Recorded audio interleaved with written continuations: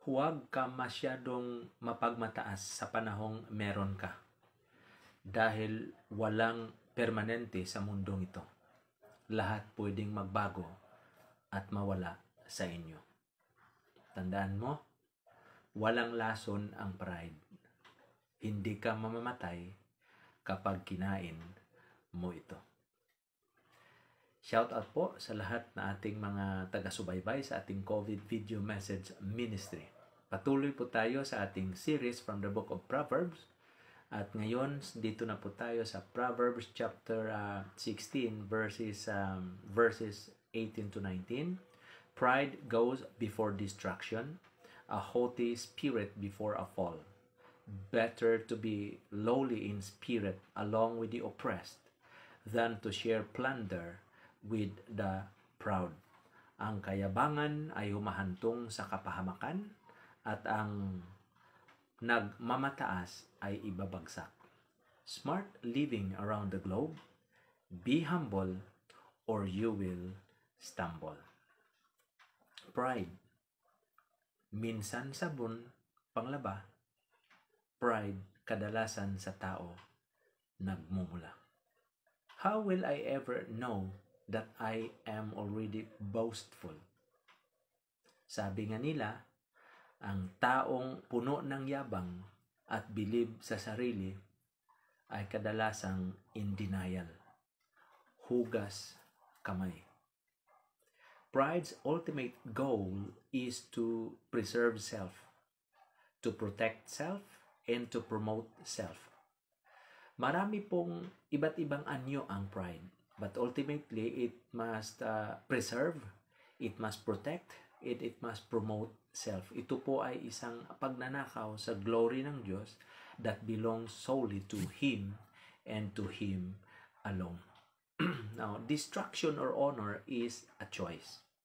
Pride guarantees destruction and humility brings honor ayon sa Proverbs 18 verse 12. Ito po ay isang inspired wisdom na merong masasamang resulta or epekto kapag hindi tayo magpakumbaba sa harapan ng Diyos at ng tao. Ayon sa Webster Dictionary, iba't ibang mga Bible dictionaries, inilarawan po ang pride as an unduly opinion of oneself, a domineering spirit, exaggerated self-esteem or conceit, a puffed up and inflated ego, boasting or a conceited sense of one's superiority. Yan po ang sinasabi tungkol sa definition. So without question, isa sa mga major negative qualities that God detests is pride. Ito po ay kinasusuklaman ng Diyos, ang pagiging mapagmataas.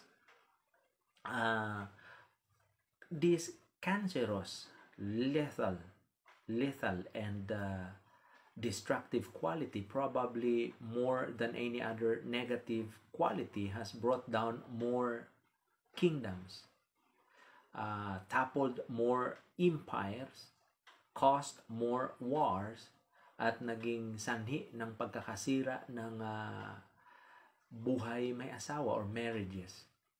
Ang pride rin ruined more friendships at ang pride led more criminals into our jail systems that all of the other negative qualities combined.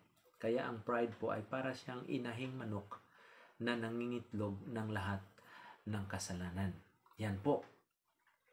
Now, so may pagkakaiba sa uri ng pagmamalaki sa kinamumuhian ng Diyos. Ayon sa Kawikaan 8:13. At sa uri ng pagmamalaki sa ating nararamdaman dahil isang trabaho na matagumpayan na nagampanan naman. So ang uri ng pagmamalaki na nag-ugat sa sariling katwiran ay kasalanan upang mahanap ang kanyang kalooban.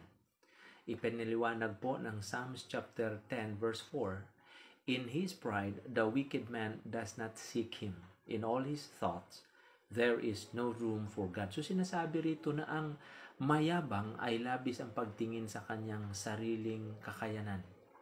At ito ang dahilan kung bakit malayo ang kanyang isipan sa ating Diyos.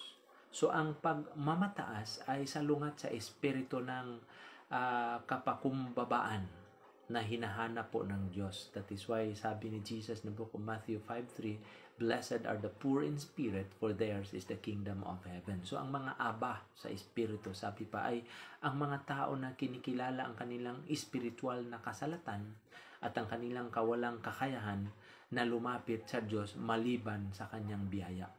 So ang mapagmataas sa kabilang dako ay binulag ito. Binulag po siya ng kanilang kayabangan at kanilang iniisip na hindi nila kailangan ang Diyos o higit pa rito. Na dapat silang tanggapin ng Diyos dahil karapat-dapat sila sa kanyang pagtanggap. Yan po ang mangyari. So ang mapagmataas sa sarili ay naiiba sa pagiging mapagmalaki para sa iba. Ang pagmamalaki sa iba ay magandang resulta dahil ito ay nagpapahayag ito ng kahalagahan sa iba, habang ang mapagmataas sa sarili ay nakakapinsala. So the sin or the spirit of pride has to be the absolute king of all the negative and destructive qualities that can enter into our relationship or personality, and no one is safe and immune from it. Therefore, lahat ng mga Christians, kaya nga ang ating sinasabi, be humble or you will stumble. Lahat ng mga Christians, young and old, need to keep a sharp eye on this negative quality at gagawin ang lahat not to let this spirit get a foothold and grip into their personality and mindset. So hindi po tayo kinukondena ng Diyos for being joyful that we have accomplished something that pleases Him. Hindi po yan. However, as with anything else that may start out good, kadalasan kasi mayroong danger of possible excess. Diba? So kaya ang sabi rito, smart living around the globe, be humble or you will stumble. Ayan po. Now, ang unhealthy pride that believes he or she is either or better than someone else, knows more and clings to their position ay nagdudulot ng kasiraan sa ibang tao. Unhealthy pride inevitably leads to disgrace. At ayon po sa sinabi ni Solomon, kung kayo po ay nagbabasa ng Proverbs 11:2, si Solomon po, ang sabi po niya, when pride comes, then comes disgrace. But with the humble is wisdom.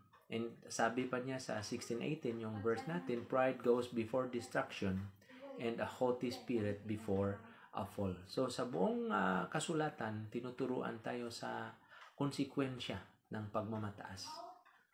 Proverbs 16:18-19, ito po ang ating verse.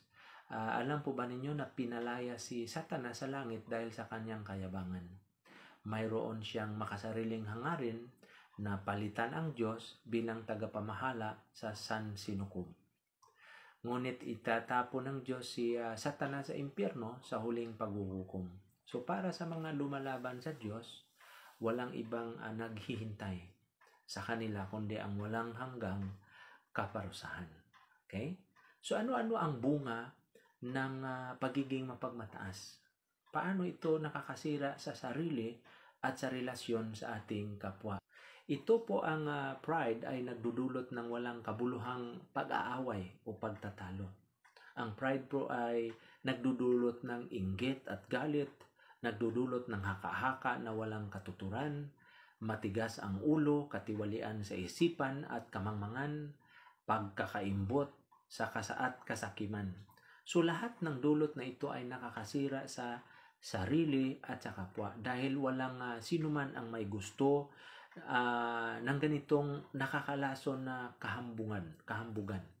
So ang pride po mga kapatid, minamahal, ay nakakasira sa isang relasyon. Huwag hayaan na tuluyan itong makakalason. Ang tanong, hahayaan mo ba? Hahayaan mo bang masira ang relasyon mo sa iyong asawa dahil lang sa tinatawag na pride o pagiging mapagmataas. So, ang pagiging mapagmataas ay karaniwang itinuturing na isang bahid ng karakter. Ngunit ang wastong pagpapatupad ng kayabangan ay maaaring magbigay sa iyo ng isang mapagkompetensya or magnetikong gilid sa iyong personal at professional na mga relasyon. So maaari mong malaman na maging magpakompetensya sa lahat ng mga layer ng inyong buhay. Magyabang sa pinaka magaling sa kanila, tiyakin ang iyong kayabangan ay hindi natatapos sa pagiging kabuuan. So yan po ang ating sabi ng Panginoon when God says that pride will come before a fall. He is giving all of us a major warning that some of these falls could end up be very severe. So we need to stay humble and accountable in our walk with the Lord. If we do not, we will have to pay with severe consequences. So ano ang magiging epekto ng pride sa tao? Una, it hardens the heart. Ang kabutihan ng ating puso ang unang tinatamaan ng pride. Sa bawat pagsang-ayon natin sa tentasyon, nabubulag ang ating mga mata. Proverbs 28:14, Blessed is the one who fears the Lord always, but whoever hardens his heart will fall to calamity. Another resulta, tandaan po natin na sometimes mayroon daw signs na kupal ang isang tao. Ano ba ang palatanda ng signs na isang kupal na tao? Ito yan. Mas mataas ang tingin niya sa sarili, kesa sa kausap niya. Pangalawa, hindi siya nagpapalamang sa ibang tao. Siya ang laging nanlalamang. Pangatlo, may puna siya sa lahat ng taong makikita niya. Pangapat, para sa kanya, siya lagi ang tama. At panglima, mataas ang pride niya at niyayabangan niya ang lahat ng kausap niya. Yan po ang signs ng kupal na isang tao na mataas ang pride. Another result ng pride, it ruins relationship. So ang mabigat na casualty kapag pride ang pinairal ay ang relasyon. Maaring masira ang mabubuting samahan, masisira ang pakikitungo sa ating mga kamag-anak, mahal sa buhay, or maging man sa mga kaibigan. So relationship towards your family, friends, or kasintahan man yan, ang pride ay walang naidudulot na maganda kung hindi hinanakit at pagkamuhi sa bawat isa. Kaya bago man nahuli ang lahat, matuto tayong mapagpakumbaba. So imbes na isumbat ang pagkukulang o pagkakamali niya, let's examine our very own action. Correct or change what you have control over. So be humble or you will stumble. Ang pangako ng Diyos sa mga mayroong magpakumbabang loob. At next na gagawin natin to overcome pride, matutong magpatawad. Humingi ng tawad, especially unahin ang paghingi nito sa Panginoon. At upang hindi masisira ang relationship mo sa iba, ask for forgiveness to others and learn to forgive others. So the issue is not what is right or wrong. Ang mas mainam itanong ay kung hanggang saan nating kayang magpatawad para sa kapayapaan. Kapag hindi pa kayo nagpapatawad, lugi kayo. Kulang kayo sa tulog, di mapakali, galit araw-araw. So, para kang isang taong uminom ng isang basong lason at ang kanyang ini-expect na mamatay yung kanyang kapitbahay. So, pride kills but humility gives life. So, God gives grace to the humble and shames the proud. So, be humble at all times. So, remember that with any type of position of leadership comes power and authority. At sa power at authority na yan comes the possibility of pride and corruption. Therefore, beware. So matutong mag-move on mga kapatid, release your emotional baggages and don't look back. Piliing maging masaya at malaya. So huwag hayaang mabulag ng yabang ang kabutihan ng puso. Magpakumbaba dahil kaya mo. So tandaan po natin, smart living around the globe, be humble or you will stumble. Tayo po ay manalangin. Dear Heavenly Father, we are sorry for all the times we have taken the glory that is rightfully yours and turned it toward ourselves. We humbly repent of our sin and our pride. Help us see who we need to forgive so we don't feel this need to put a wall of pride around our hearts. Open our eyes to the blessings of humility. Let us not see humility as the world sees, but in this beauty and fullness of joy, we are comforted with the knowledge that you are full of mercy, compassion, and forgiveness and love. These things we pray in the name of Jesus. Amen.